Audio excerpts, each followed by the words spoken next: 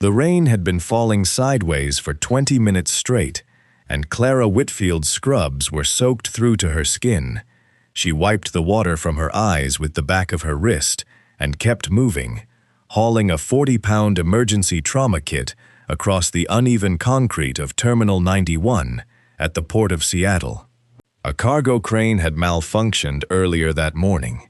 The hydraulic arm swung loose during a routine container lift and slammed into a loading platform where 6 dock workers had been standing.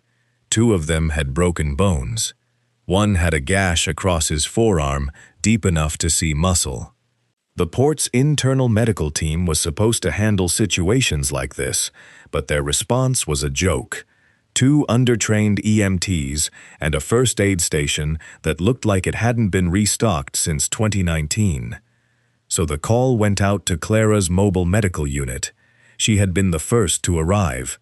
She was always the first to arrive. That was the thing about Clara.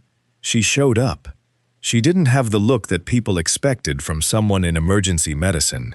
She was short, round in the middle, and her curly brown hair never stayed inside her ponytail no matter how many bobby pins she used. She breathed a little harder than the others when she ran. Her feet ached faster. Her uniform never fit the way the catalogs promised it would, and none of that mattered when someone was bleeding out on a dock floor. She had already stabilized 2 of the injured workers by the time her coordinator, Derek Hollis, rolled up in a company van with the rest of the team. Derek was the kind of man who wore a lanyard like it was a Medal of Honor. He had a clipboard in one hand, a coffee in the other, and a permanent expression that said he was doing everyone a favor just by existing.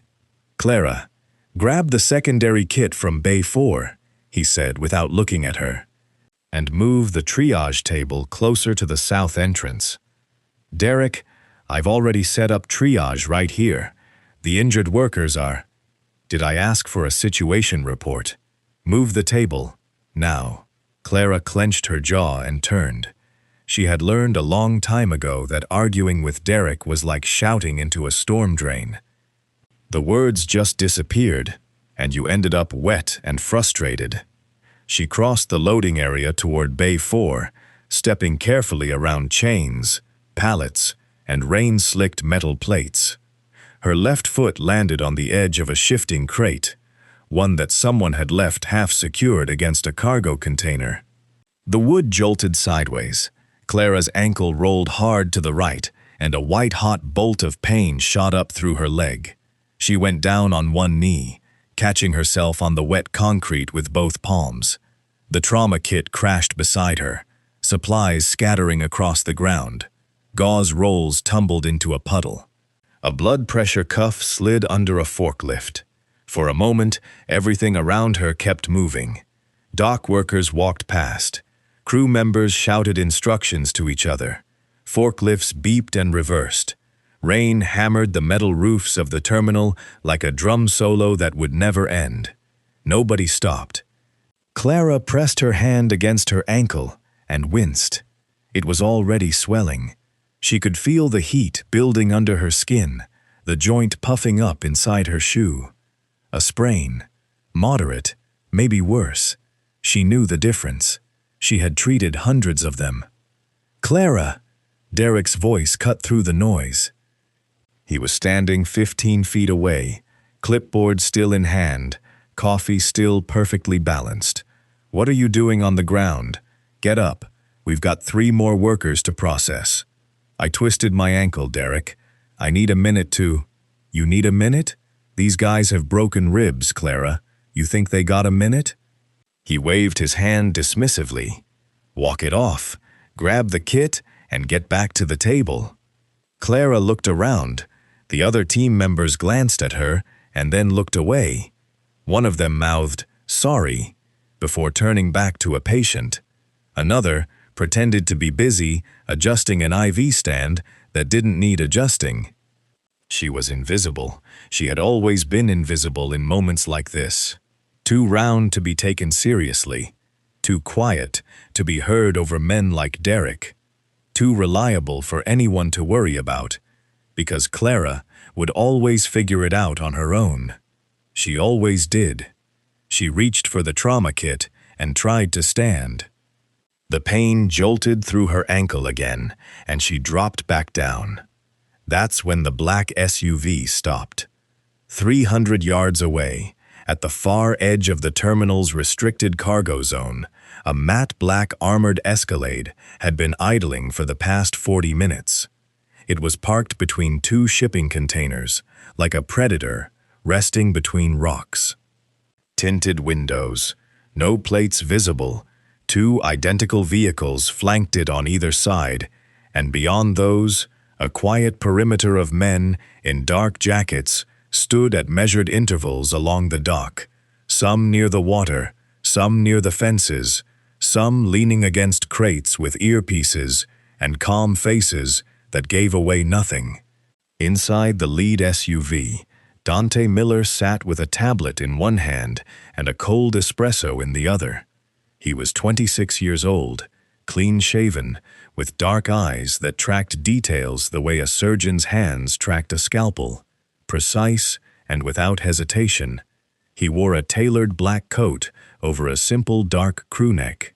No jewelry, no flash. Everything about him was deliberate. Dante ran the Miller Syndicate. On paper, it was a logistics empire. Freight, warehousing, distribution, port contracts.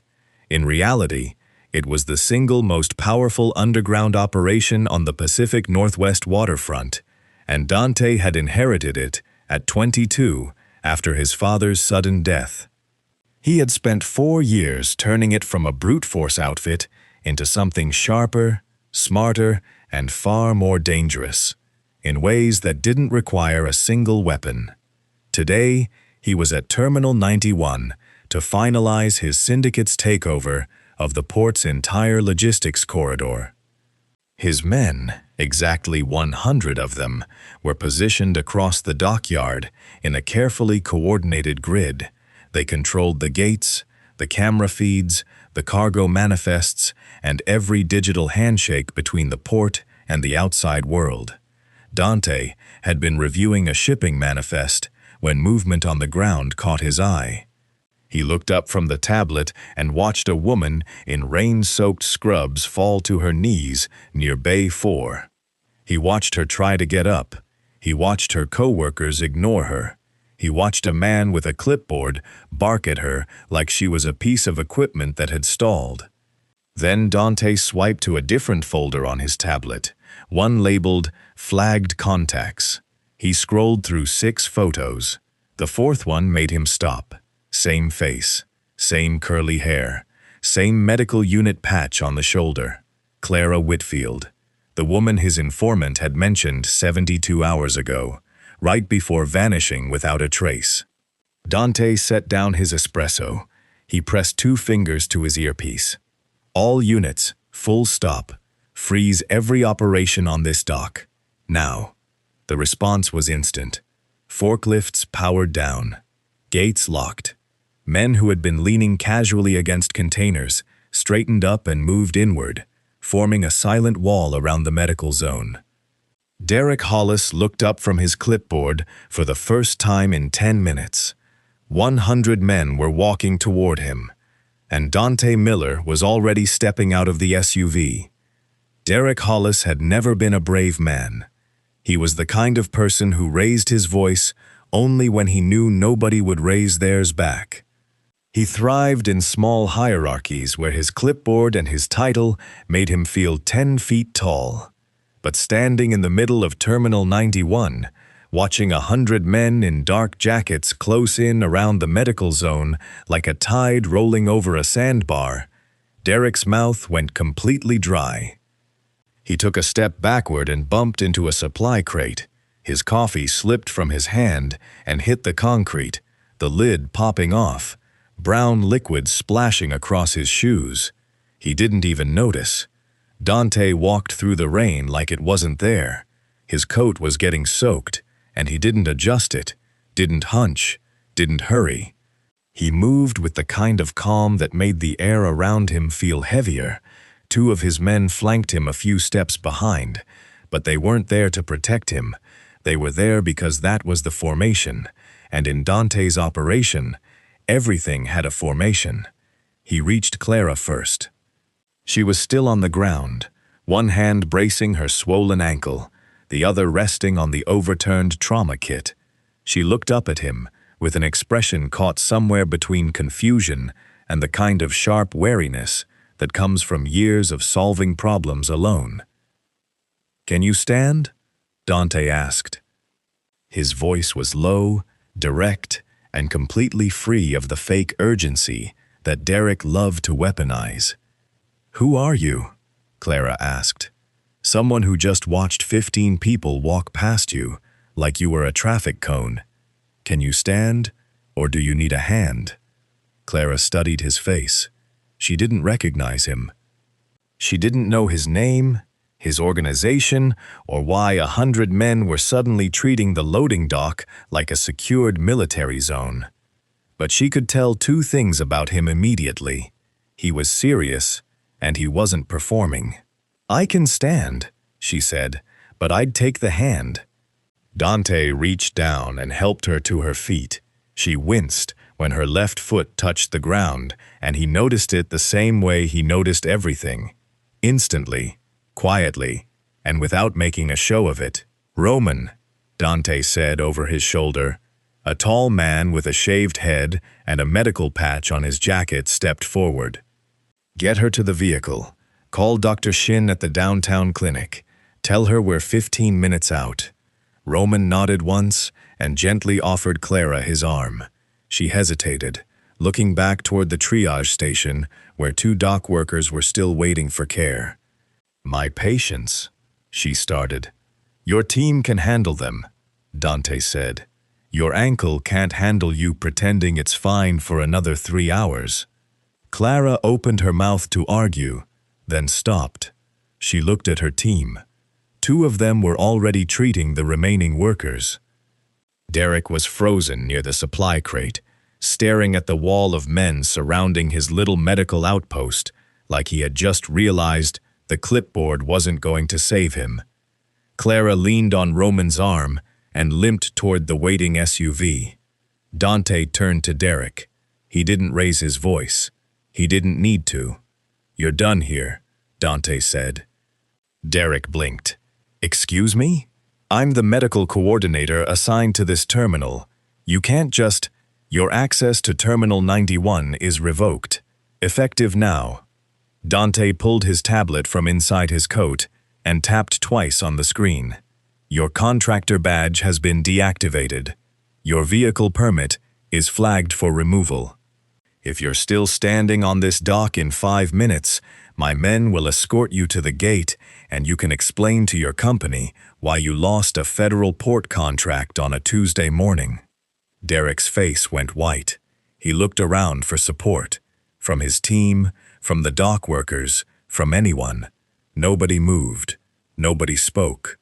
He grabbed his clipboard, turned, and walked toward the parking lot without another word. Dante watched him go, then followed the convoy. 40 minutes later, Clara was sitting on a medical bed inside the Emerald Ridge Clinic on 6th Avenue, a private facility that looked more like a luxury hotel lobby than a doctor's office. The floors were polished concrete.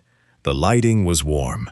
The attending physician, Dr. Linda Shin, had already x-rayed Clara's ankle, confirmed a grade 2 sprain, and wrapped it in a compression brace with the kind of precision that comes from treating people who expect perfection. Clara sat with her leg elevated, a cold pack draped over her ankle, and a very expensive cup of green tea in her hand that she had not asked for. Dante stood near the window, arms crossed, looking out at the Seattle skyline like he was reading a spreadsheet hidden in the clouds. "You still haven't told me who you are," Clara said. "Dante Miller." She waited for more. He didn't offer it. "That's supposed to mean something to me?" "It doesn't have to." He turned from the window. "I need to ask you something. Your emergency medical bag, the large one you were carrying on the dock. Do you always carry the same one?" Clara frowned. "Yes. Same bag for 3 years. I restock it myself before every shift. Why? Because someone put something inside it. Something that wasn't medical supplies. Clara's frown deepened. That's impossible. I check every pocket, every compartment. I know that bag better than I know my own apartment. Dante pulled out his phone and made a call. Within 10 minutes, a young woman with glasses and a laptop bag walked into the clinic room. Dante introduced her as V, his lead tech specialist. Clara watched V pull on a pair of gloves and carefully open the emergency bag that Roman had brought in from the SUV. V worked through each pocket methodically. Clara narrated the contents as she went. Bandages, shears, hemostats, airway tools, saline pouches. Everything matched. Everything was where it was supposed to be. Then V ran her fingers along the inner lining at the bottom of the bag. She stopped, pressed down, felt something rigid beneath the fabric. She used a small blade to open the seam. Inside, stitched between 2 layers of ballistic nylon, was a thin metallic drive, matte silver, slightly warm to the touch, with a faint blue indicator light pulsing at one end. Clara stared at it. That's not mine. I've never seen that before in my life. V looked at Dante. Dante looked at Clara. I know, he said. That's why we need to talk. He pulled a chair across the room and sat down across from her, elbows on his knees. 3 days ago, one of my informants contacted me about a rogue security operation targeting my organization. He said he had proof, hard evidence, on a physical drive. He told me he'd hidden it somewhere safe, somewhere nobody would think to look. Then he disappeared. Clara's hand tightened around her tea. And you think he put it in my bag? I think someone bumped into your medical station recently. Someone you didn't recognize. The memory hit Clara like a slap. Last Thursday, a man in a gray jacket, mid-40s, thinning hair.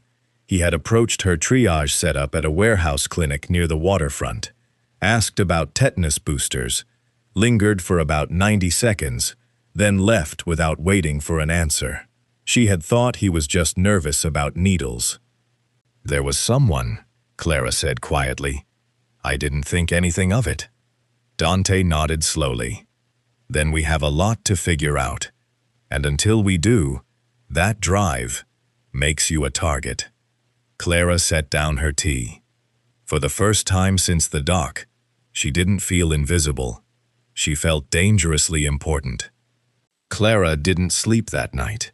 She lay in the back seat of Dante's armored SUV as the convoy crossed the 520 bridge toward Bellevue, her ankle throbbing in rhythm with her heartbeat, her mind running through every possible explanation for how a stranger had turned her medical bag into a hiding spot. She kept replaying the moment, the man in the gray jacket, the way he had leaned against her triage table, one hand resting casually near the bag, while he mumbled something about a tetanus shot. 90 seconds. That was all it had taken. 90 seconds, and her entire life had been rerouted by a metallic drive she didn't even know existed until an hour ago. The convoy pulled into an underground garage beneath a sleek residential tower in downtown Bellevue. The building had no visible signage, no doorman, and no lobby that Clara could see. Just a private elevator that required a key card and a 6-digit code. Roman punched in both, and the doors opened into a wide, modern apartment that occupied the entire 14th floor. Floor-to-ceiling windows looked out over Lake Washington. The furniture was minimal. Clean lines, dark fabrics, nothing decorative. There were 3 monitors on a glass desk in the corner, a secure communication terminal near the kitchen island, and a faint hum of electronics behind the walls that told Clara this place was wired for far more than cable television. "This is one of our secure residences," Dante said, walking in behind her. "You'll stay here until we understand what's on that drive and who else might be looking for it." Clara lowered herself onto the couch and propped her ankle on a cushion. "You keep saying we, like I've agreed to something. You haven't, and I'm not asking you to. But whoever planted that drive in your bag did it because they trusted that nobody would search a nurse's emergency kit, which means the people looking for it won't be polite when they come knocking." Clara let that settle. She wanted to argue. She wanted to tell him that she had a shift at Harbor View Medical Center in 12 hours, and a cat named Biscuit who needed feeding, and a landlord who would absolutely not appreciate armored vehicles parked outside her apartment building. But she also understood math. One encrypted drive plus one missing informant equaled a situation that her nursing degree had not prepared her for. "Tell me everything," she said, "from the beginning, and don't leave things out because you think I can't handle it." Dante leaned against the kitchen island. He was still wearing the same dark coat from the docks, still carrying that quiet stillness that made him look like he was always 3 moves ahead of whatever room he was standing in. "6 weeks ago," he began, "a shipment worth $12 million disappeared from a cargo vessel docked at Terminal 18. Electronics, medical equipment, industrial parts. The manifest was altered, the tracking data wiped, and the containers were rerouted before they ever reached the warehouse. Within 48 hours, 3 different federal agencies had my name attached to the theft. Were you involved? No. And that's the problem. Someone wanted it to look like I was." He pulled up a chair and sat across from her, the same way he had at the clinic. Direct, close, no barrier between them. "My organization handles logistics.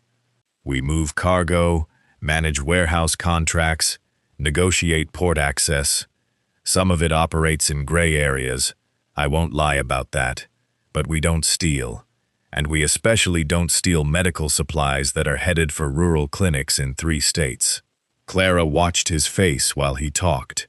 She had spent years reading patients, their micro-expressions, their breathing patterns, the tiny shifts in posture that told her whether someone was in real pain or faking it for a prescription.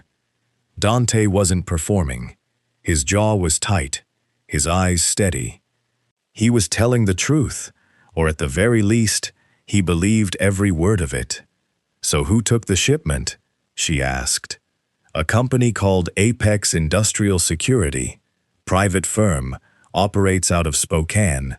They provide security consulting for ports, warehouses, and corporate facilities across the Northwest. On the surface, they're clean. Contracts with major shipping companies, a board full of ex-military consultants, a nice website with stock photos of men in suits shaking hands. And underneath? Underneath, they've been skimming cargo for 2 years. Small amounts at first, a few crates here, a pallet there. Easy to write off as transit loss. But the $12 million job was different. That was bold. That was a statement. And they needed a fall guy with enough of a reputation to make the accusation stick. Clara exhaled slowly. "And your informant had proof of all this?" His name was Elliot Gage, former data analyst for Apex. He reached out to me 3 weeks ago through a back channel, said he had been copying internal records for months, shipping logs, altered manifests, communication transcripts, even video from Apex's own security cameras showing their people redirecting the containers. He compiled everything onto a single encrypted drive. "The one in my bag," Dante nodded. "Elliot told me he would deliver the drive personally. We set a meeting point near the waterfront. He never showed. His phone went dark. His apartment was cleared out. No trace. You think Apex got to him?" "I think Elliot was smarter than they expected. He knew they were closing in, So instead of walking into a meeting that might have been compromised, he found another way to get the drive to safety. He picked someone that nobody in my world, or Apex's world, would ever think to search. Clara looked down at her hands. Her fingers still smelled faintly of antiseptic and latex gloves. 12 hours ago, her biggest problem had been a broken pulse oximeter and a scheduling conflict with the night shift. Now she was sitting in a secured apartment in Bellevue, holding a piece of a puzzle that could dismantle an entire criminal operation. "He picked the chubby nurse with the overstuffed trauma bag," she said, and there was something in her voice that wasn't self-pity. It was recognition, almost amusement.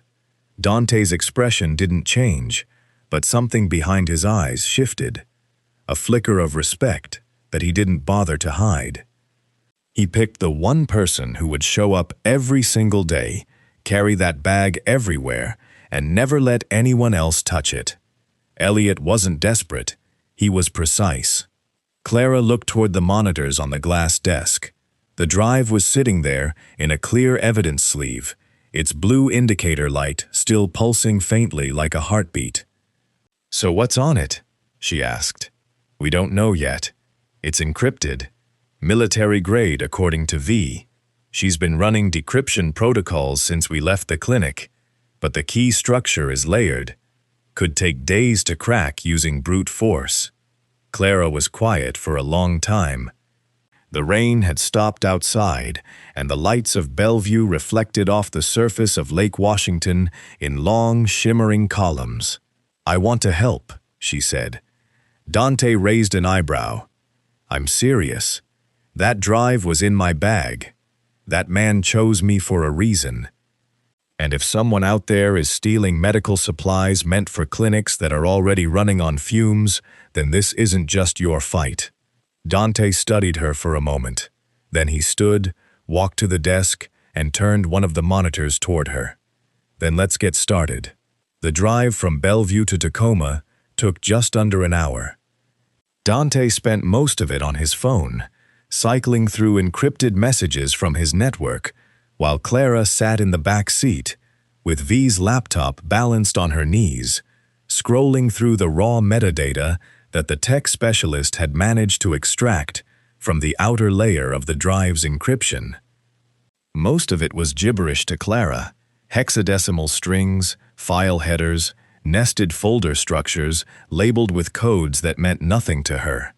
But scattered between the encrypted blocks were timestamps, hundreds of them, and timestamps were something Clara understood better than almost anyone in that vehicle.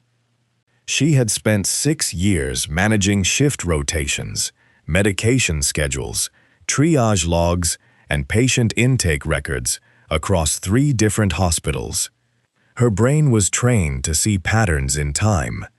When things happened, how often, and whether the gaps between them meant something. She started copying the timestamps into a simple spreadsheet on V's laptop, sorting them by date and frequency. A pattern began to emerge within the first 20 minutes. The entries clustered around specific windows, early mornings between 2 o'clock and 4 a.m., and late evenings between 9 and 11 p.m. Shift change hours. The exact times when skeleton crews ran ports and warehouses, when supervision was thinnest and cameras were least likely to be actively monitored. She flagged the pattern and sent it to V with a short note. Then she closed the laptop and stared out the window at the gray sprawl of Interstate 5. The Tacoma facility was nothing like the Bellevue apartment. It sat inside an industrial park near the port, hidden behind a row of unmarked warehouses that looked like every other building on the block. But once they passed through the reinforced gate and into the main structure, the difference was immediate. The interior had been converted into a full-scale logistics command center.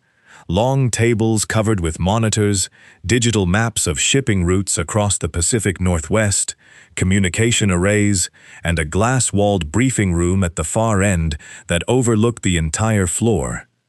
Dante walked through the space like he had built it with his own hands, which, in many ways, he had. His people acknowledged him with nods and brief updates as he passed. There was no saluting, no stiff formality. The respect in the room was earned, and it moved in both directions. Clara followed on a pair of crutches that Dr. Shin had provided, her ankle wrapped tight in the compression brace. She caught a few glances from the operatives working at the tables. Curious, measuring, uncertain. She was clearly out of place here, and she knew it. But she kept her chin level and her pace steady, because if there was one thing Clara Whitfield had learned from years of walking into trauma rooms where nobody expected her to belong, it was that hesitation was an invitation for people to decide you didn't. The briefing room doors were already open when they arrived. Inside, a man was waiting. Marcus Cole stood 6'3", with a build that suggested he had been lifting heavy things since before it became a lifestyle trend. He had deep brown skin, a close-cropped beard, and the kind of presence that filled a room the way concrete fills a foundation. Solid, load-bearing, impossible to ignore. He was Dante's second-in-command, had been since the early days, and he ran the operational side of the syndicate with a discipline that bordered on obsessive.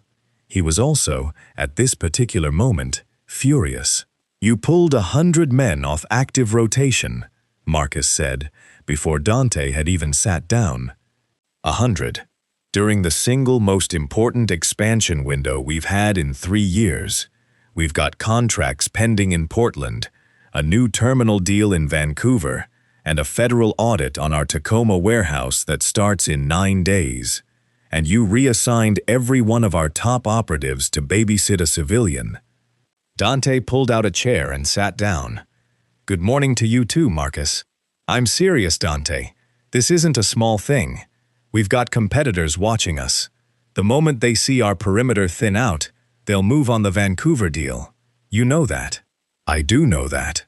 "Then explain it to me. Because from where I'm standing, this looks like you're burning resources on a problem that could be handled by 5 men and a secure hotel room." Dante leaned back in his chair and looked at Marcus the way he always did when his second-in-command was running hot, with patience, but without an inch of give. "The drive that was found in her bag contains evidence that could clear our name and dismantle Apex Industrial. That's the priority. Everything else, Portland, Vancouver, the audit, all of it becomes easier once we're not operating under the shadow of a $12 million theft accusation. Then let V crack the drive. Let the analysts handle it. Why does the nurse need to be in this building? Because the nurse just identified a timestamp pattern in the encrypted data that none of our analysts caught in 48 hours of work." Dante didn't raise his voice.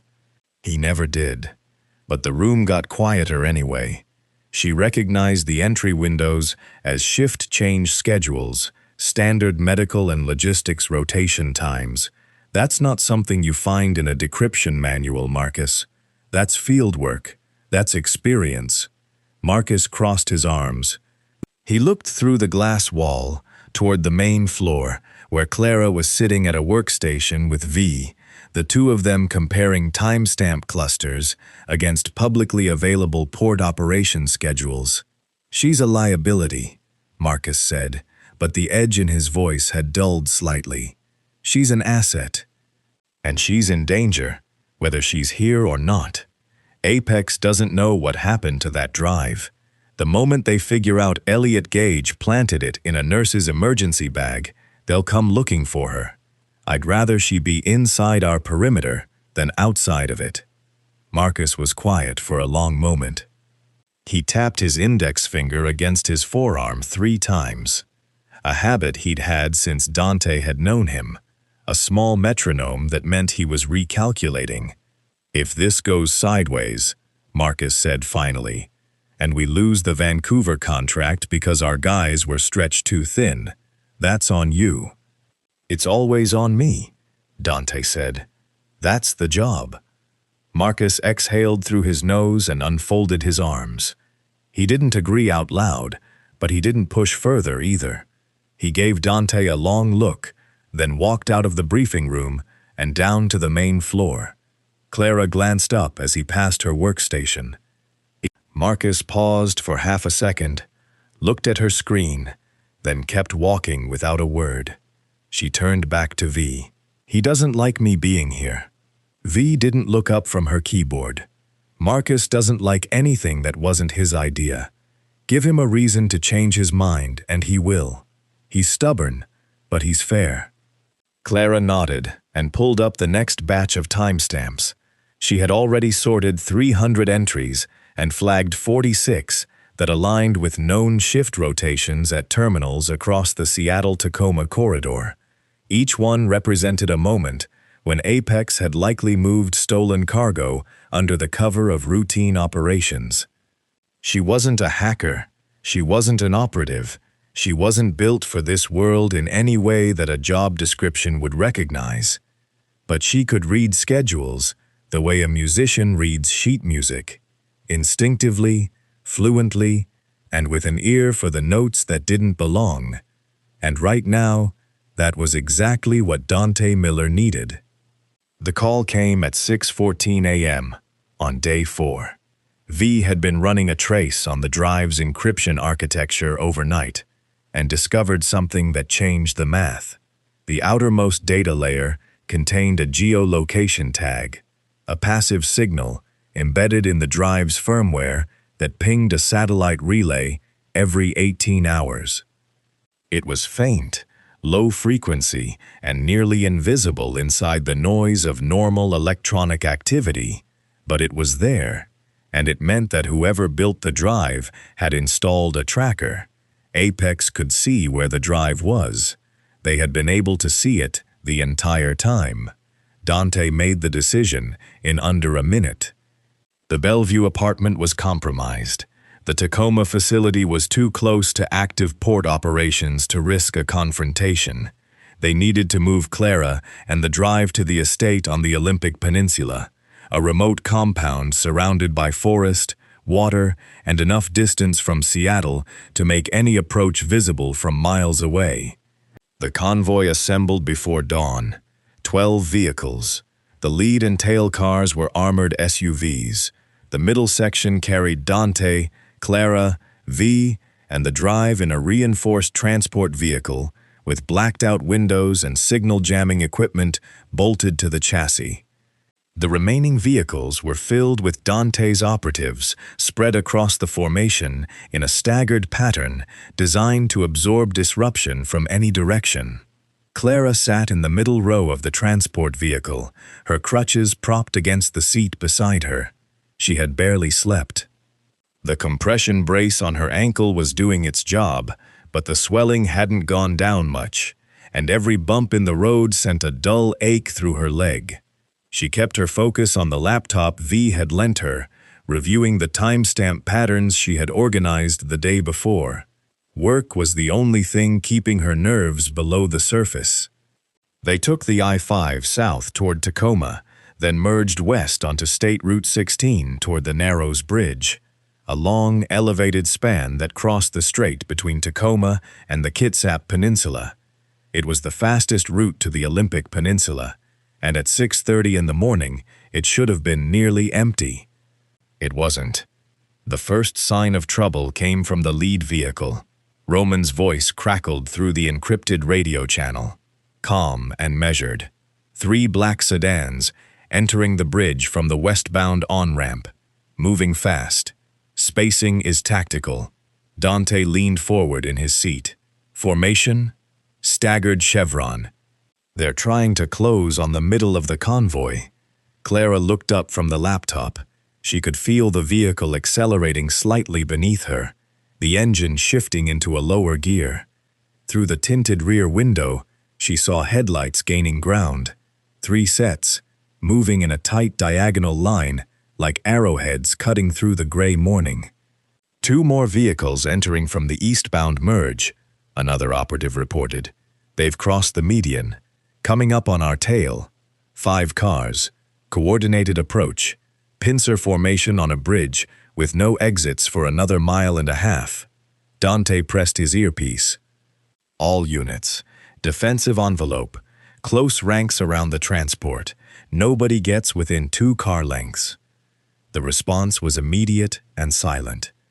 Clara watched through the windows as the convoy reshaped itself around them like a living organism. SUVs on the flanks pulled inward. The lead car slowed just enough to tighten the gap. The tail vehicles fanned out behind them, creating a moving wall of steel and bulletproof glass. The 3 sedans from the west accelerated hard. The lead one tried to slip between 2 of Dante's flanking vehicles, angling for the transport. But Dante's driver anticipated the move and closed the lane before the sedan could commit. The sedan braked sharply, its tires screaming against the wet bridge surface. "They're testing the gaps," Roman said. "Looking for a way in." Dante's voice was steady. "Then we remove the gaps. Unit 2, collapse left. Unit 5, mirror right. Box them."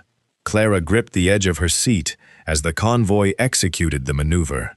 It happened with the kind of precision that made her think of surgical teams, each vehicle knowing exactly where it needed to be, moving without hesitation, filling space the way sutures close a wound. The flanking SUVs pressed outward, forcing the 3 sedans toward the bridge railing on one side and the concrete median on the other. The sedans had nowhere to go. They were being squeezed into a shrinking corridor with Dante's vehicles on every side. From the rear, the 2 tail sedans tried a different approach. They accelerated hard, attempting to ram through the back of the convoy. Dante's rear guard held formation, matching their speed and creating a rolling barricade that absorbed the pressure without breaking shape. One of the sedans swerved to avoid a collision and clipped the bridge railing, sending a shower of sparks across the pavement before skidding to a stop sideways across the lane. The second rear sedan braked hard to avoid the wreck and stalled out in the middle of the bridge.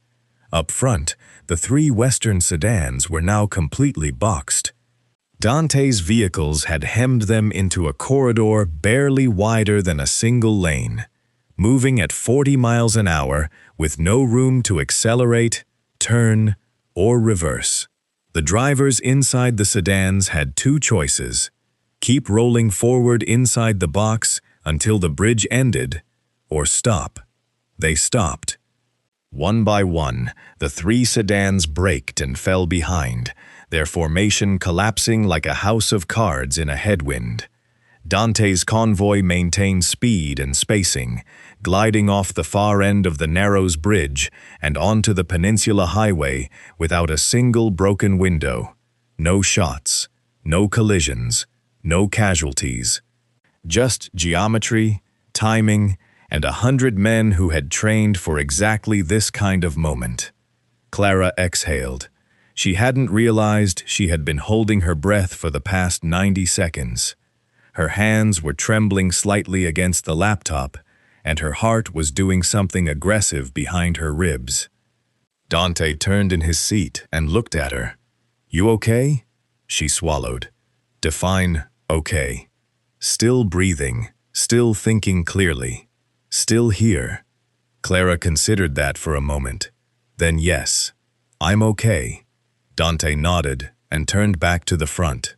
He pressed his earpiece again. Roman, status. All units intact. No damage. The 5 vehicles have pulled off the bridge. They're regrouping on the Tacoma side, but they won't follow. They know they lost the angle. Track them. I want plates, faces, and route data within the hour. Already on it. Clara closed the laptop and leaned back against the headrest.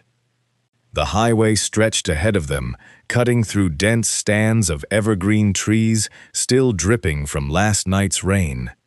The sky was the color of wet cement, low and heavy, pressing down on the landscape like a lid.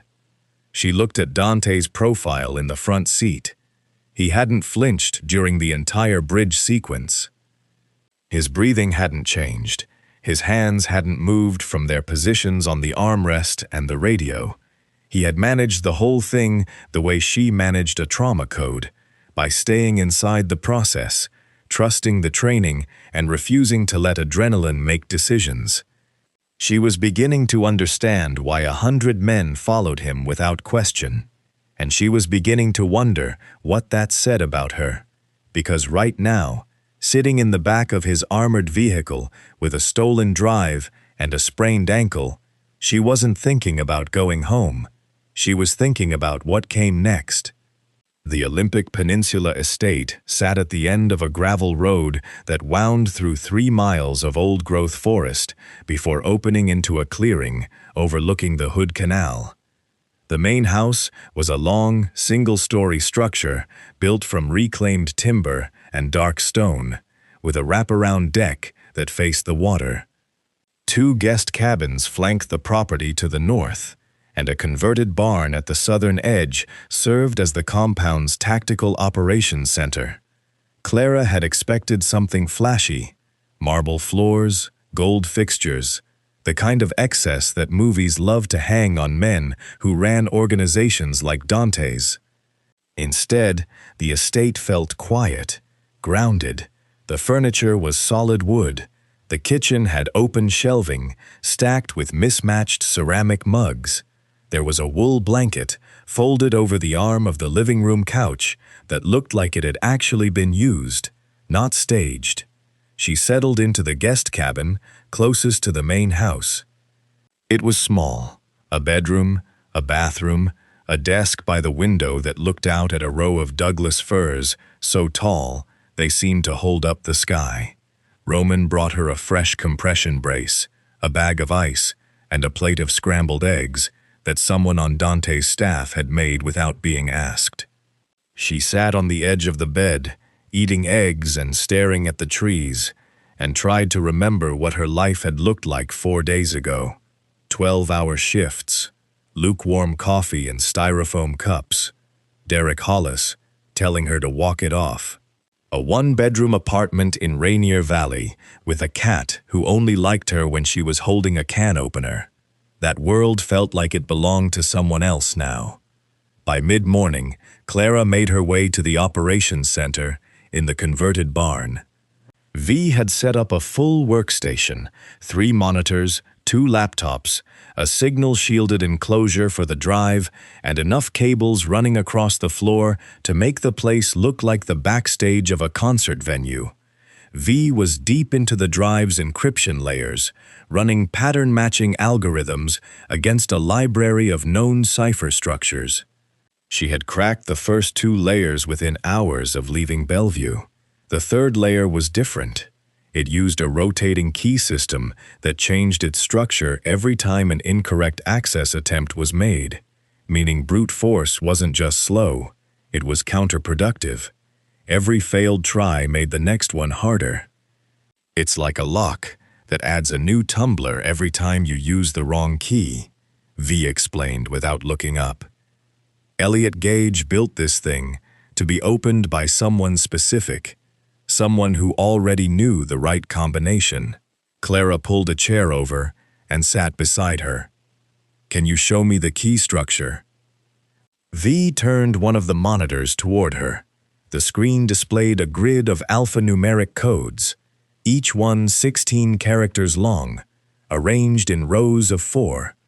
They looked random at first glance, a jumble of letters and numbers with no obvious logic.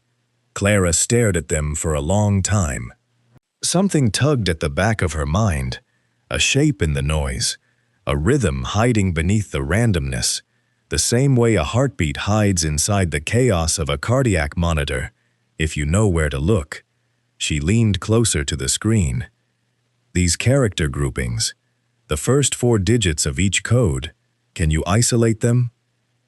V typed a command, and the first 4 characters of each code appeared in a separate column. Clara read them aloud, slowly. NDC-0023, NDC-5147, NDC-8801. She stopped. Her mouth opened slightly. I know what these are, she said. V turned to look at her for the first time. What? NDC codes. National drug codes. Every pharmaceutical product in the country has one. Hospitals use them to track medications from manufacturer to patient. I enter these into inventory systems every single week. She grabbed a pen from V's desk and started writing on the back of a printout. The first 4 digits identify the labeler, the company that made the drug. The next 4 identify the product, and the last group identifies the package size. If Elliot used NDC codes as his encryption keys, then each row corresponds to a real pharmaceutical product.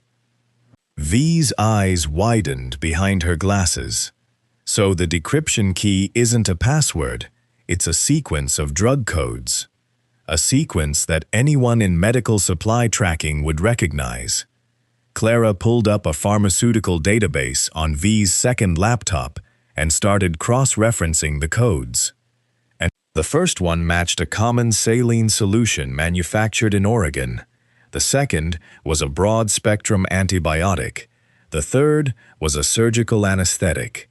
One by one, she identified each code and entered them into the drive's access prompt in the order they appeared on the grid. 18 codes in total. Each one a real product. Each one something Clara had handled, ordered, or inventoried at some point in her career. When she entered the final code, the screen went black for 3 seconds. Then a folder structure appeared. Clean, organized, labeled with dates and categories, video files, spreadsheets, communication logs, shipping manifests with original and altered versions displayed side by side, internal memos from Apex Industrial Security discussing the rerouting of cargo containers, camera footage showing forklifts moving unmarked crates into off-grid storage facilities at night. V leaned back in her chair and let out a breath she had apparently been holding for 2 days. You just opened it. You actually just opened it. Clara scrolled through the files. There were hundreds of them. Each one was another thread in a web that connected Apex to the stolen shipments, the falsified records, and the deliberate framing of Dante's organization. Elliot Gage hadn't just collected evidence. He had built a prosecution. He wanted a medical professional to find this, Clara said quietly. Someone who would recognize the codes. Someone who worked in the system he was trying to protect. The barn door opened. Dante walked in, still wearing his coat, a phone pressed to his ear. He stopped mid-sentence when he saw the monitors. V grinned. She cracked it. Dante lowered the phone. He walked to the workstation and looked at the screen. The folder tree, the video thumbnails, the spreadsheet headers. His expression didn't shift dramatically. There was no celebration, no fist pump, no dramatic exhale. But Clara saw his shoulders drop by about half an inch, and she understood what that meant from a man who carried tension the way most people carried wallets. Relief? Everything we need is here, V continued. Full chain of custody on the stolen cargo. Internal communications proving Apex leadership authorized the theft. And video footage that timestamps the entire operation. This is airtight. Dante looked at Clara. She was still sitting in the chair, pen in hand, the printout covered in her handwriting, her ankle propped on an overturned crate. Elliot Gage didn't just hide the drive with you, Dante said. He designed it so only someone like you could open it. Clara set down the pen. He designed it so someone who cared about where medical supplies end up would be the one to finish what he started. Dante held her gaze for a long moment. Then he pulled out his phone and dialed. Marcus, get the team together. We have everything. Marcus arrived at the Olympic Peninsula estate by helicopter the following morning. He stepped out onto the gravel landing pad with a duffel bag over one shoulder and a hard-shell briefcase in his opposite hand. his expression carrying the kind of focused energy that Clara had only seen in surgeons walking into an operating room where things had already gone wrong. He didn't greet anyone. He walked straight into the converted barn, set the briefcase on the table, and opened it. Inside were printed dossiers on Apex Industrial Security, corporate filings, personnel records, facility layouts, and a satellite map of their primary operations center in Spokane. "I've been up since 3, Marcus said, spreading the documents across the table. Ran background on every name that appears in the drive's communication logs. 14 Apex employees were directly involved in the cargo theft. 6 of them are still active at the Spokane facility. The other 8 have been reassigned to satellite offices in Boise and Portland, probably to spread out the liability." Dante stood at the far end of the table, arms crossed, studying the satellite map.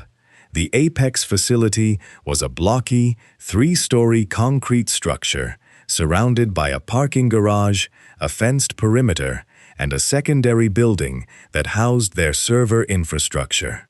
It looked like a small fortress, designed by someone who had watched too many corporate thriller movies. "The stolen server is in Building B," V said, pointing to the secondary structure on the map.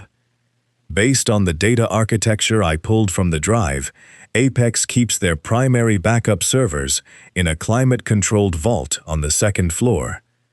That's where the original cargo manifests, the unaltered tracking data, and the internal video logs are stored. The drive Elliot gave us is a copy. The originals are still sitting in that vault." "Why do we need the originals if we already have the copy?" Clara asked from her chair near the monitors. Her ankle was feeling better. She had ditched one of the crutches that morning and was getting around with a single walking stick that Roman had carved from a branch, which she found both ridiculous and oddly touching. "Because a copy can be challenged," Dante said. "Any legal review will question the chain of custody. Apex's lawyers will argue the data was fabricated, altered, or obtained through unauthorized means. If we want this to stick, if we want regulators and port authorities to act on it, we need to secure the original servers and present them alongside the decrypted drive as a matching set." Clara nodded slowly. "That made sense. In medicine, you didn't diagnose based on a single test result. You confirmed it with a second source. Same principle, different stakes." "So how do we get in?" Marcus asked, looking at Dante. Dante tapped the map. The facility has 3 access points. Main entrance requires corporate badge authentication. Loading dock on the east side uses a rotating key code system that changes every 12 hours. And the service corridor on the north side connects Building A to Building B through an underground walkway. All of which require authorized access, Marcus said. "We can't exactly walk in with 100 guys and ask for a tour." The room went quiet for a moment. V was typing something. Marcus was staring at the map like he could will a new door into existence. Dante was running scenarios behind his eyes, the way he always did. Silent, methodical, discarding options faster than most people could generate them. Clara cleared her throat. Everyone looked at her. "Medical field clearance," she said. Marcus frowned. "What?" "Apex Industrial Security provides consulting for facilities that handle sensitive cargo, including pharmaceutical shipments and medical equipment. Any facility involved in the storage or handling of medical supplies is subject to random compliance inspections under federal health logistics protocols. Those inspections are authorized through medical field clearance forms, standardized documents that grant inspection teams lawful access to storage areas, server rooms, and chain of custody records." She paused, letting it land. "I have the authority to issue those forms. Any licensed medical professional with a Level 3 logistics certification can initiate a compliance audit. I got that certification 2 years ago because my hospital needed someone to oversee incoming pharmaceutical shipments at the port. I've never had to use it for anything more exciting than checking expiration dates on saline boxes. V stopped typing. Marcus uncrossed his arms. Dante tilted his head slightly, which Clara had learned was his version of genuine surprise. "You're saying you can write us a legal entry ticket into that building," Marcus said. "I'm saying I can initiate a formal compliance inspection that requires Apex to grant access to their storage facilities, their server infrastructure, and their chain of custody documentation. They can refuse, but refusal triggers an automatic escalation to the Regional Health Logistics Board, which would bring a lot more attention than a single inspection team." "They'd have to let us in," V said, a grin spreading across her face. "They'd have to let an authorized inspection team in," Clara corrected. "And I get to decide who's on that team." Marcus looked at Dante. Dante looked at Clara. "You'd be walking into a facility run by people who are actively trying to find you, and that drive," Dante said. "You understand that? I understand that I'm the only person in this room who can sign those forms, and I understand that if we don't get the original servers, everything Elliot risked his life to collect could end up dismissed as fabricated evidence in a courtroom." The room was quiet again. Wind moved through the trees outside, and somewhere on the property, a bird was making a sound that didn't seem to care about encrypted drives or corporate espionage. Marcus spoke first. "She's right." Dante and Clara both turned to look at him.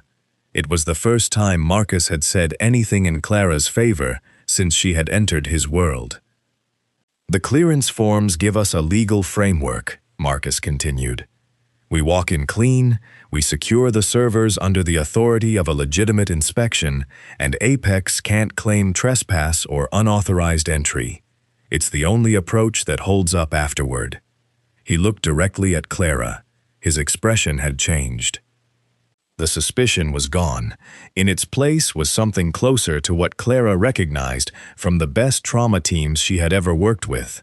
The look people get when they realize that the person standing next to them is exactly who they need. "I was wrong about you," Marcus said. "You're not a liability." Clara met his gaze. "Thank you. Don't thank me yet. We still have to pull this off." He turned back to the table and placed both hands flat on the satellite map. "All right, let's build this thing from the ground up. Entry sequence, team assignments, communication protocol, and contingencies. Dante, how many men can we position around the facility without drawing attention?" Dante allowed himself the faintest trace of a smile. "How does 100 sound?" Marcus shook his head slowly, but there was something close to amusement in his eyes. "One of these days, you're going to learn the word subtle." "One of these days," Dante agreed. Clara pulled her chair closer to the table, picked up a pen, and started marking entry points on the map. For the first time since the docks, she felt like she was exactly where she was supposed to be. The drive from the Olympic Peninsula to Spokane took 5 hours. They left before sunrise on day 7, splitting the convoy into 3 separate groups that traveled different routes across the state to avoid drawing attention. Dante, Clara, V, and Marcus rode together in an unmarked gray SUV that looked like it belonged to a mid-level insurance adjuster, which was exactly the point. Clara spent most of the drive filling out the compliance inspection paperwork. The forms were dense, 12 pages of regulatory language, facility identification codes, inspection scope declarations, and authorization signatures. She had completed similar documents before, but never for a facility she had never visited, never for a server vault she had only seen on a satellite map, and certainly never while sitting in a vehicle with 3 people who made their living operating in spaces where paperwork was usually the last thing anyone thought about.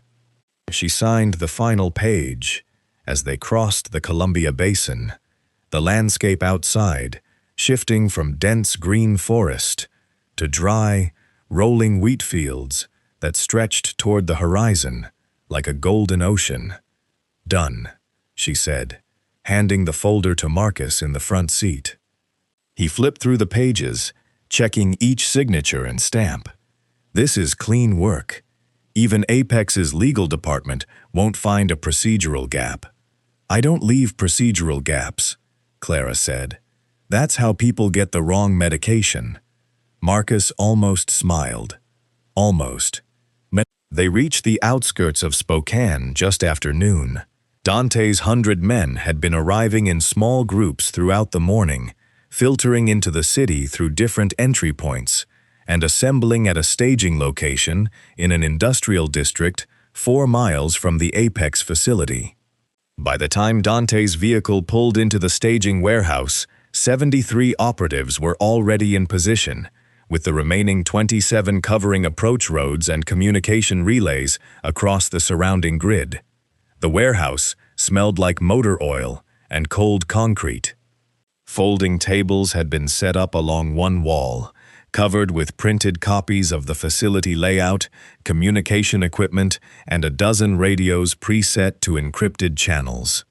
Roman stood near the largest table, coordinating team assignments with the calm efficiency of a man who had done this kind of thing so many times it had become mechanical. Dante gathered the core team for a final briefing. The plan was layered but straightforward. Clara would approach the Apex facility's main entrance with a 4-person inspection team composed of Dante's operatives dressed in standard corporate compliance attire. Dark suits, lanyards, tablets. The compliance forms would get them through the front door and into the building legally.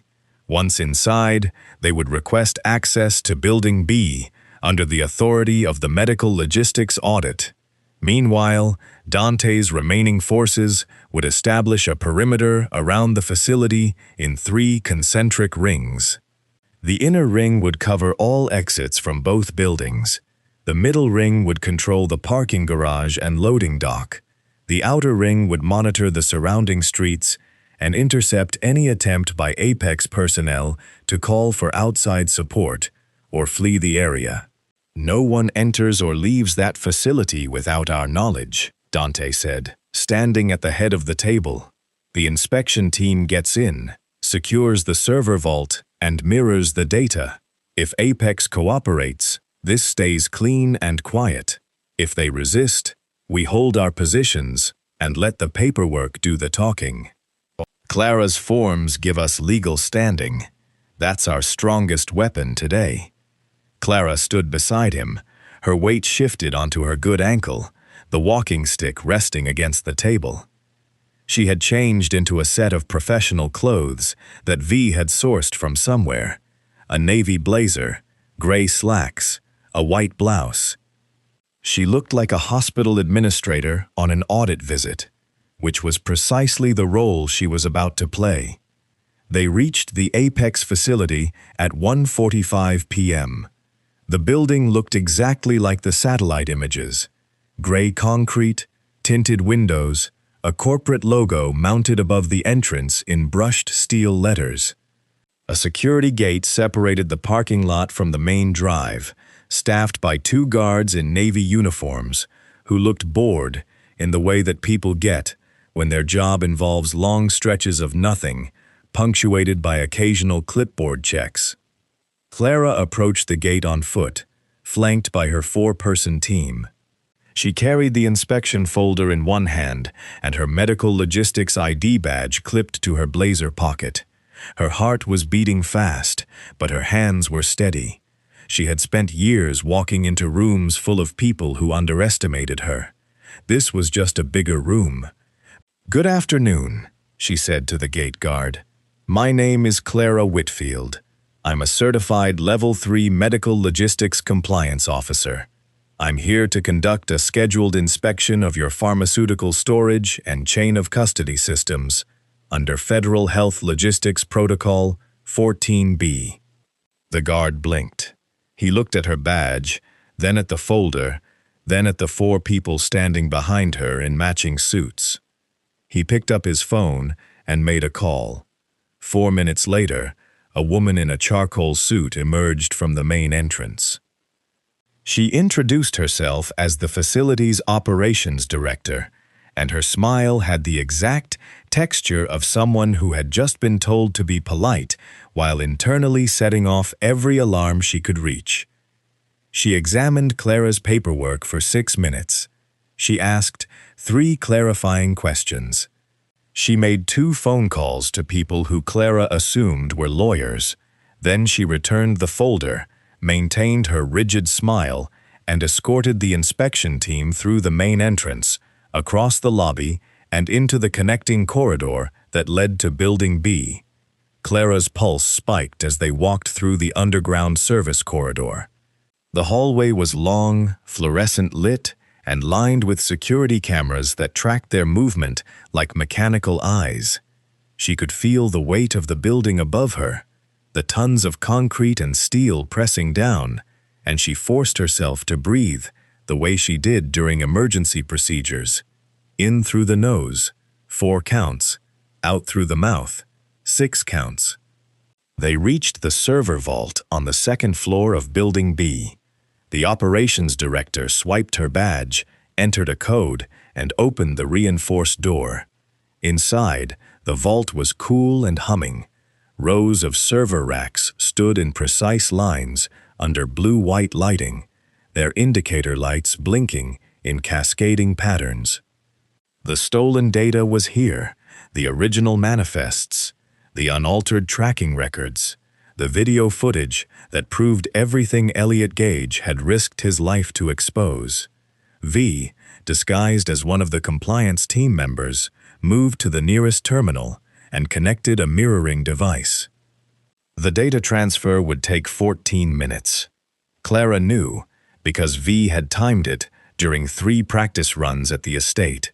Clara positioned herself near the door, clipboard in hand, asking the operations director routine compliance questions about temperature regulation, backup power systems, and data retention policies. Each question was real, pulled from actual audit protocols Clara had memorized years ago. Each answer bought V another minute at the terminal. 12 minutes in, Clara heard Dante's voice in her concealed earpiece. 1 word: clean. The perimeter was holding. All exits were covered. No movement from Apex security beyond the standard interior patrols. At the 14-minute mark, V disconnected the mirroring device and slipped it into her bag. She gave Clara a single nod. Clara turned to the operations director. "Thank you for your cooperation. We have everything we need for the initial review. A full report will be submitted to the Regional Logistics Board within 10 business days." The operations director's smile hadn't wavered once, but her eyes told a different story. She knew something had just happened in her building that went beyond a routine audit. She just couldn't prove it. Clara's team walked out of the Apex facility at 2:23 p.m. The sun was high over Spokane, and the air smelled like dry grass and warm asphalt. She crossed the parking lot, passed through the security gate, and climbed into the waiting SUV, where Dante sat in the back seat. She handed him the mirroring device. 14 minutes, she said. Right on schedule. Dante looked at the device in his hand, then at Clara. "Welcome to the team," he said. And this time, he meant it completely. The call from Apex came faster than anyone expected. Clara's inspection team had been out of the facility for less than 3 hours when V's monitoring software flagged a surge in encrypted traffic originating from the Apex server network. Someone inside the building had initiated a mass data purge, a systematic wipe of backup servers that was burning through archived files at a rate of 12 terabytes per minute. They were destroying the evidence. V caught it from the back of the SUV, her laptop balanced on her knees as the convoy regrouped at the staging warehouse on the east side of Spokane. "They figured it out," she said, spinning the screen toward Dante. "The operations director must have flagged the inspection the moment we left. Someone senior gave the order to scrub everything. How much time before the backups are gone?" Dante asked. "At this rate, maybe 90 minutes. But the primary server, the one with the original cargo manifests and video footage, has a separate power supply and its own security partition. It'll take them longer to reach that one, maybe another hour after the backups are wiped." Marcus leaned over from the front seat. "Then we go back in. Right now, we've got the mirrored data, but if they destroy the originals, their lawyers will argue our copy is fabricated. We need those servers intact." Dante was already on his phone. "Roman, what's the status on the perimeter?" "Still holding. All 3 rings are active. No one has left the facility since the inspection team exited. 2 additional vehicles arrived at the parking garage 20 minutes ago. Executive plates, both registered to Apex Corporate." "Someone important showed up," Marcus said. Dante ended the call and looked at the satellite map spread across the folding table. The Apex facility sat in the center of his 100-man perimeter like a stone inside a closed fist. Every exit was watched. Every road was covered. Nobody was getting in or out without his knowledge. "We don't need to breach the building," Dante said. "We need to stop the purge. V, can you interrupt the wipe remotely?" V shook her head. "Their internal network is air-gapped from the outside. The wipe is running on a closed system. The only way to stop it is from a terminal inside that server vault." Clara had been listening from across the warehouse, sitting on a crate with her ankle elevated. She hadn't spoken since they arrived, but her mind had been working the problem from a different angle. "You don't need to get back into the vault," she said. Everyone turned. "The purge is running on the backup servers, which are on the facility's internal power grid. But you said the primary server has its own separate power supply. That means it's isolated, probably on a dedicated circuit with its own cooling system and battery backup." V nodded slowly. "That's standard for high-security data storage. The primary server would have an independent, uninterruptible power supply, probably in the mechanical room on the ground floor of Building B. So if someone cuts the facility's main power," Clara continued, "the backups lose their connection and the purge stops. But the primary server stays online because it's running on its own circuit. The evidence on the primary survives, and the backups freeze in whatever state they were in when the power dropped." Marcus stared at her. "You want us to kill the power to the entire building?" "I want you to kill the power to the grid that's currently destroying your evidence. The primary server keeps running. The purge dies. And you don't have to set foot inside the building to do it." V was already pulling up the facility's electrical plans, cross-referencing them with county utility records she had downloaded during the drive from the peninsula. "She's right. Building B draws from 2 separate feeds, a municipal line for general operations and an independent generator for the primary vault. If we cut the municipal feed at the utility junction outside the perimeter fence, the backup servers go dark. The primary stays hot." Dante looked at Marcus. Marcus looked at the map. "The utility junction is here," Marcus said, tapping a point on the northeast corner of the facility grounds. "Outside the fence line, accessible from the service road. We can have a team there in 4 minutes." Dante picked up his radio. "Roman, send a 2-man team to the northeast utility junction. Cut the municipal feed to Building B. Do it clean, do it fast." 6 minutes later, The lights inside the Apex facility flickered and went dark. Emergency lighting kicked in along the corridors, casting everything in a pale amber glow. The backup servers, which had been methodically erasing months of incriminating data, fell silent. Cooling fans spun down. Hard drives stopped writing. The purge froze mid-execution, with roughly 60% of the backup archives still intact. And in the isolated vault on the second floor, the primary server hummed along on its independent power supply, untouched and complete. Inside the building, the response was immediate. The executive who had arrived in those corporate-plated vehicles, a man named Richard Cahill, the founder and CEO of Apex Industrial Security, stormed through the darkened corridors of Building B with two of his senior staff, trying to reach the primary vault manually. If the automated purge couldn't finish the job, he would delete the files himself. He made it as far as the vault door before his badge stopped working. The power cut had reset the electronic lock system, and the vault's security protocol required a 60-minute cooldown before re-authentication. The door was sealed, and 60 minutes was more time than Richard Cahill had. Dante's voice came through the facility's emergency intercom system, patched in by V through a maintenance channel she had accessed during the inspection. "Mr. Cahill, my name is Dante Miller. The server vault is sealed. Your backup purge has been interrupted.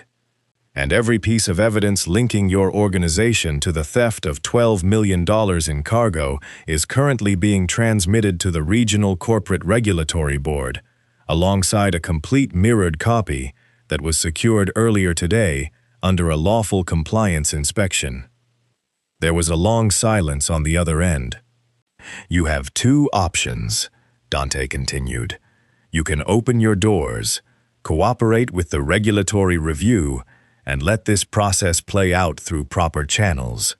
Or you can stay locked inside a building with no power, no functioning servers, and 100 of my people standing between you and every exit within a quarter mile." Another silence. Longer this time. Then the front doors of the Apex facility opened.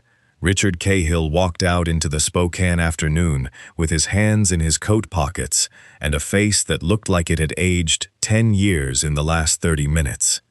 His two senior staff followed behind him, carrying nothing. They had left everything inside: the servers, the records, the entire digital architecture of an operation that had been built on stolen cargo and forged documents. Dante's men held their positions around the perimeter. Nobody moved toward Cahill. Nobody spoke. The silence did the work. Within the hour, a regulatory team arrived at the facility with authorization documents that Clara had prepared using her compliance credentials. They entered the building, secured the server vault, and began the formal process of cataloging every piece of evidence stored inside. Apex Industrial Security was finished. The machinery of its collapse was already turning, and no amount of lawyers or lobbyists would be able to stop it. Clara watched from the SUV as the regulatory team carried sealed evidence containers out of Building B. Her ankle was throbbing again. She had been on her feet too long, but she barely noticed. She was thinking about Elliot Gage. Wherever he was, whatever had happened to him after he slipped that drive into her bag, he had bet everything on the chance that it would end up in the right hands. She hoped he knew that it had. 2 days passed before Clara saw Seattle again. The drive back from Spokane was slower than the trip out. There was no urgency pulling them forward. No encrypted drive pulsing in an evidence sleeve. No bridge ambush waiting around the next curve. The convoy moved at highway speed through the dry eastern plains, over Snoqualmie Pass, where the first autumn fog was settling between the peaks, and down into the Puget Sound lowlands, where the rain picked up again, like it had been waiting for them to come home. Clara rode in the back seat, with her ankle propped on a duffel bag, watching the landscape shift through the window. V sat beside her, headphones on, running a final integrity check on the mirrored data they had secured from the Apex vault. Marcus was in the front passenger seat, reviewing logistics reports on his tablet with the kind of focused silence that Clara had come to understand was his version of being at ease. Dante drove. He had taken the wheel outside of Ellensburg without explanation, and nobody questioned it. She watched him in the rearview mirror a few times during the drive. His eyes moved between the road and the mirrors in a steady rhythm, scanning, processing, filing away details the way he always did. But there was something different in his posture. The tension that had lived in his shoulders since the first night at the Bellevue apartment had loosened. His grip on the steering wheel was relaxed. He looked like a man who had been carrying a weight across a long distance and had finally set it down. They arrived at the Port of Seattle executive offices on the morning of day 10. The building sat on a hill overlooking Elliott Bay, a glass and steel structure that commanded a view of the entire waterfront, the cranes, the container yards, the ferry terminals, and the long gray stretch of water that connected Seattle to the rest of the Pacific. Clara had never been inside the executive offices before. Her work had always kept her at dock level, among the forklifts and cargo bays and rain-soaked loading platforms where the real labor happened. The lobby alone was larger than her entire apartment. Polished floors, a reception desk that looked like it was carved from a single piece of marble, and a row of windows that framed the harbor like a painting commissioned by someone with more money than imagination. Dante walked through the lobby like he had been walking through lobbies like this his entire life. He probably had. Marcus flanked him on the left, carrying a briefcase that contained the mirrored drive, the original compliance inspection documents, and a summary report that V had compiled overnight. A clean, organized package that laid out the entire Apex operation from first theft to final exposure. The meeting was held on the 7th floor in a conference room with a long table, 12 chairs, and a view of the container terminal where Clara had twisted her ankle 8 days earlier. The Port Authority's executive board was already seated, 4 men and 2 women in business attire, each with their own stack of documents and a legal advisor positioned nearby like a guardrail. Dante presented the case methodically. He started with the original cargo theft, the $12 million shipment that had vanished from Terminal 18 6 weeks ago.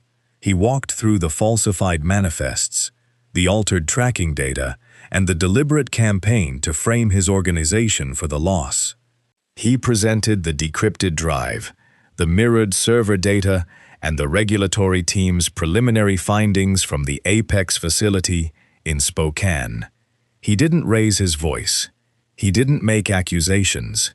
He laid out facts the way an architect lays out blueprints, precise, sequential, and impossible to misread. The board listened in silence. When Dante finished, the lead executive, a woman named Sandra Okafor with silver-streaked hair and a gaze that could cut sheet metal, leaned forward in her chair. "Mr. Miller, the evidence you've presented is substantial. The regulatory board in Spokane has confirmed the integrity of the server data, and the compliance inspection documents are in order." She paused, glancing at her legal advisor, who gave a small nod. "Effective immediately. All fraud allegations against your organization are withdrawn. Your port logistics contracts are reinstated in full, and your syndicate is granted expanded oversight authority across terminals 18 through 25. Marcus exhaled slowly beside Dante. It was the quietest celebration Clara had ever witnessed. Sandra Okafor continued. Apex Industrial Security's operating licenses have been suspended pending a full investigation. Their contracts with this port and 3 others in the region are terminated. Mr. Cahill and 6 members of his senior staff are facing regulatory proceedings that will, in all likelihood, end their careers in this industry. Dante nodded once. Thank you. Don't thank me, Mr. Miller. Thank whoever cracked that drive. Dante glanced across the room to where Clara was sitting in a chair near the window, her walking stick leaning against the wall beside her. She had been invited to attend the meeting at Dante's insistence, though she had spent most of it watching the container cranes move through the harbor fog below, thinking about how different the port looked from 7 stories up. She met Dante's glance and gave a small, tired smile. After the meeting, Dante asked Clara and Marcus to stay behind.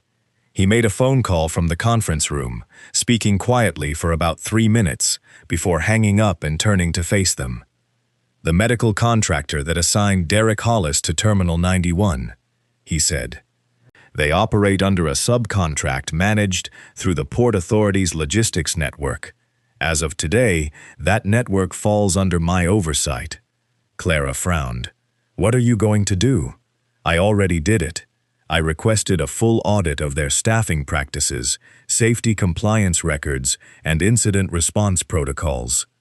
The audit team flagged 17 violations in the first 2 hours, including the failure to provide adequate medical support to their own staff during the crane malfunction last week. He set his phone on the table. Derek Hollis has been permanently removed from all port-related medical coordination duties.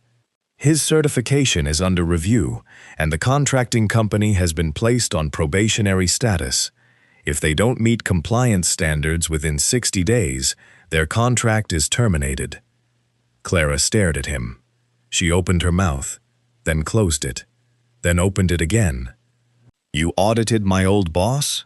I audited a contractor who sent an injured nurse back to work on a sprained ankle during an active emergency. That's a liability issue, a safety issue, and a basic decency issue. It would have been irresponsible to ignore it. Marcus, who was packing the briefcase near the door, paused and looked at Dante with an expression that Clara could only describe as reluctant admiration. You had that audit scheduled before we even left for Spokane, didn't you? Dante picked up his phone and slipped it into his coat pocket. I had it scheduled before we left Bellevue. Clara leaned back in her chair and looked out the window at the port below. Somewhere down there, on a rain-slicked loading platform between Bay 4 and a row of cargo containers, she had fallen to her knees with a sprained ankle, while 15 people walked past her. That moment felt like it belonged to a different lifetime now. A smaller one. She picked up her walking stick and stood.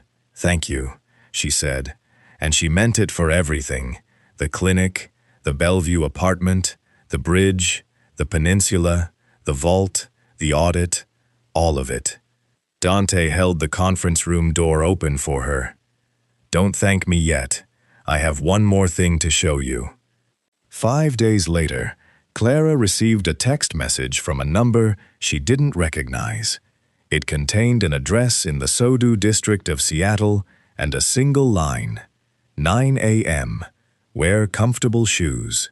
She almost laughed at that last part.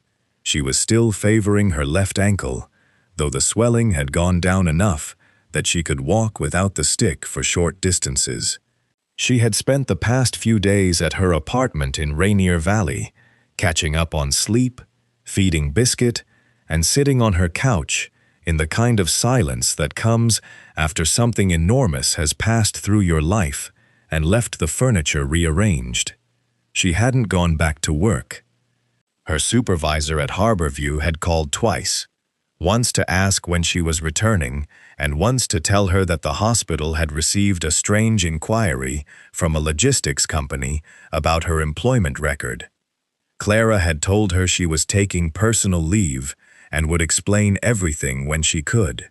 She wasn't sure yet what that explanation would sound like. The address in Sodo turned out to be a large commercial lot at the end of a quiet industrial street, 2 blocks from the railroad tracks and about a mile south of the stadiums. A new chain-link fence surrounded the property, and beyond it, Clara could see a wide concrete yard, a freshly painted warehouse structure, and something that made her stop walking entirely. Parked in a neat row across the yard were 6 vehicles. They were custom-built mobile medical units, full-size vans with extended wheelbases, each one painted in clean white with a blue medical cross on the side. The rear doors of the nearest van were open, and Clara could see the interior from where she stood. Mounted cabinets, a fold-down examination table, oxygen supply panels, a compact diagnostic station, and overhead lighting that looked brighter and more functional than anything she had ever worked under in a hospital. She stood at the fence for a long time, her fingers wrapped around the chain link, her breath making small clouds in the cool morning air. Dante was leaning against the hood of his SUV inside the yard, arms crossed, watching her the way he always watched things, patiently, without rushing the moment. Marcus stood near one of the medical vans, talking to a woman in a construction vest who was holding a clipboard. V was sitting on the tailgate of another van with her laptop open, running what appeared to be a connectivity test on the onboard communication systems. Roman was carrying a box of medical supplies from the warehouse to the third van, and he gave Clara a nod as she walked through the gate. "What is this?" Clara asked, though the answer was already assembling itself in her chest, pressing against her ribs in a way that made it hard to keep her voice even. Dante pushed off the hood and walked toward her. He reached into his coat and pulled out a small leather folder, the kind used for presenting official documents. He held it out to her. Clara opened it. Inside was a single brass key, attached to a keychain stamped with a medical cross, and beneath it, a printed letter on corporate stationery from Dante's logistics enterprise, Miller Pacific Holdings. The letter was addressed to her, and it outlined the establishment of a new regional mobile medical network operating out of the Sodo facility. The network would deploy 6 fully equipped medical units across the greater Seattle metropolitan area, providing emergency and primary care services to underserved communities, port workers, warehouse laborers, and rural clinics that had been cut off from reliable medical support. At the bottom of the letter, in clean black type, was her title, Chief Medical Director. Clara read it twice, then a third time. The words didn't change. She looked up at Dante. He was standing a few feet away, hands in his pockets, his expression carrying that quiet steadiness that she had come to associate with every important thing he had ever said to her. "The funding comes through Miller Pacific's legitimate logistics revenue," he said. "Clean money, full transparency, independently audited. The fleet is yours to run. Staffing, scheduling, deployment, protocols. You answer to the patients, and the patients only." Clara looked at the vans again. One of Dante's staff members was installing a satellite antenna on the roof of the 4th unit. Another was calibrating the medical refrigeration system in the 5th. The 6th van, at the far end of the row, had its rear doors open and a young paramedic inside, organizing supply drawers with the kind of careful attention that Clara recognized immediately. Someone who understood that the difference between a good outcome and a bad one sometimes came down to knowing exactly where the hemostats were. "Why?" Clara asked. The word came out smaller than she intended. Dante considered the question. "Because 8 days ago, you fell on a loading dock with a sprained ankle, and nobody stopped. You were carrying a bag full of supplies meant to help people, and the person in charge of your team told you to walk it off. That's a system failure, and I don't like system failures." He paused. "And because Elliot Gage hid that drive in your bag, for a reason. He trusted you before I ever met you. He saw something in the way you showed up every day, carried that kit, and treated people who didn't have anywhere else to go. He bet everything on the idea that you would keep doing your job no matter what. He was right. Clara closed the leather folder and held it against her chest. Her eyes were burning, and she blinked hard against the morning light. She wasn't going to cry in front of 100 men. She had standards. She mostly succeeded. Marcus walked over from the van and extended his hand. She shook it, and his grip was firm and warm. "For what it's worth," Marcus said, "this whole thing works because of you. The drive, the decryption, the compliance forms, the power grid idea in Spokane. Every turning point in this operation traces back to something you did. I've worked with a lot of people in my career. Most of them talk about stepping up. You just did it." Clara held his hand for an extra second, then let go. "You're going to make me ruin my professional composure, Marcus." "Wouldn't dream of it," he said, and walked back to the vans. V appeared beside Clara with a tablet showing the fleet's communication dashboard, GPS tracking for all 6 units, real-time patient intake logs, supply inventory systems, and a direct encrypted channel to Dante's operations network. "I built the whole system from scratch," V said, adjusting her glasses with a proud grin. "Voice, data, and telemetry across all 6 units. You can coordinate the entire fleet from your phone if you want." Clara took the tablet and scrolled through the interface. It was elegant, intuitive, and designed with the kind of attention to detail that told her V had thought about what a medical director would actually need in the field, rather than what would look impressive on a spec sheet. She handed the tablet back and looked across the yard. The morning sun had broken through the clouds for the first time in what felt like weeks, casting long shadows across the concrete and lighting up the white medical vans in a way that made them look almost luminous. Dante, Marcus, V, Roman, and the rest of the team were spread across the facility, testing equipment, organizing supplies, running diagnostics. 100 men who had spent the past week guarding her, transporting her, and following the lead of a woman who had started this story on her knees in the rain with a sprained ankle and a bag full of bandages. Clara put the key in her pocket, picked up her walking stick, and headed toward the nearest van to inspect the supply inventory herself. She had work to do.